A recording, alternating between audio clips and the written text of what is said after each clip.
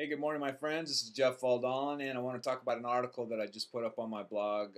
Actually, it was a while back, and it is, do you really believe what you believe is true? And that's a challenging question because a lot of us don't even really look at why we believe what we believe. And what I mean by that is, first of all, let's define what truth is. Truth is something that is constant, which means it is never changing. It has been the same since the dawn of time. It is universal, which means it applies everywhere, and it is objective. Okay, now objective in itself is really a pretty phenomenal thought when you think about it, because we don't know how to look at things objectively. We know how to look at them subjectively because that's our own perceptions, it's our own belief systems, it's our own filters, how we see things. And everybody sees everything differently. If you had an intersection where a car accident happened and you had a person standing on each four corners, every one of them would have a different perception of what happened. So, what do you really base truth on? And it's real important to understand that 75% of what we know in our lives we learn by the age of 5. The problem with that, and it's not the problem, but the power of that, I should say, is because we do not have the cognitive ability at that age or during that process of growing up, that we don't have the cognitive ability to process information of reality, or knowing what reality or fantasy or whatever it is. Most of it's based on intuition and what we understand at that time, and that's how we perceive things. Let's take the example: we were bitten by a dog, and it's just our belief system that all dogs are mean, all dogs are bad. And is that the truth? Absolutely, it's not the truth. I used to be afraid of Dobermans, and it was an experience that I had when I was a younger kid, and now I've had 3 of them, and I love Dobermans. So it's real important to really start asking yourself those hard questions, because it's those questions that are going to change how you see things. Um, you know, what are you afraid of? Why are you afraid of it? Um, is it based on your belief system? Is it based on reality? Obviously, there we do have animalistic instincts, if you will. I mean, I don't believe. What I mean by that is we have a natural instinct in us of fight or flight. Say we see a rattlesnake, we instantly are full of adrenaline, our heart rate increases, and we run, or deal with that situation, whatever. But I mean, so fear is a good thing. But when we're going to um, put together a video and we're fearful of putting it out there because we're afraid of people rejecting us, or people commenting on us, or calling us an idiot, or whatever, um, which is it's happened. I've had stuff that put up videos that have been very controversial, and the controversy is good, because controversial, when you make a controversial video, it draws attention to what it is that you're doing. And it's just like Madonna says, I don't care what people are saying, just as long as they're talking about me. So it's very important to understand that it is our belief systems that really dictate our path in our lives. And let's take for an example. The first time I really got an understanding of this is, let's say that there's 3 of us in a room, and we're listening to a radio, and we're talking, and in the background this radio that's telling us about a gun shooting in the local neighborhood, and all of a sudden there's a big bang, and all of us hit the floor because we think we're getting shot at. I mean, that would just be normal fight or flight instinct. We'd all hit the floor because we think we're being fired at, and we look outside the window and we discover that it's just a car passing by that had backfired.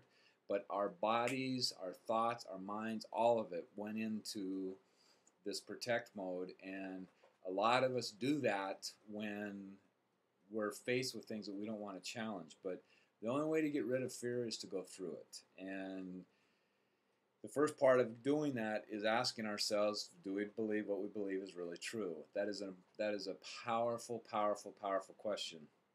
And most of our belief systems are based on 3 things. It's based on authority, who was authority figures in our lives that taught us these beliefs, the intensity that it was taught, and the repetition that it was taught. And most of our lives, if we're on this path of self-development and discovering who we are and entrepreneurship and things like that, most of our challenge is unlearning things that have kept us where we're at. See, it's important to know that you cannot fix the problem with the mind that created it, and it's getting real about those facts that will really, really change your life and really make, um, you know, we are our lives are a reflection of who we are. And what I mean by that is we see life through the filters that we have created from our own experiences, our own beliefs, what we've been taught, all of that. And in order for you to change how you see all that, you have to change your belief system.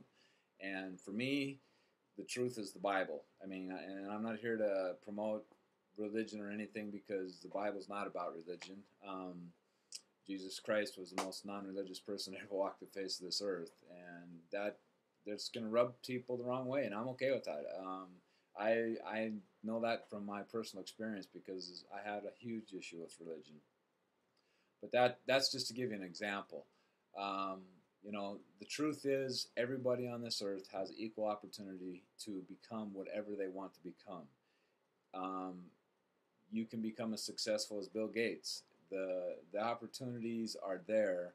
It's just that our belief system is what stops us. You can have two exact same human beings with the same education, with the same opportunity, everything being identical, and one is going to have huge success and the other one will have mediocrity success.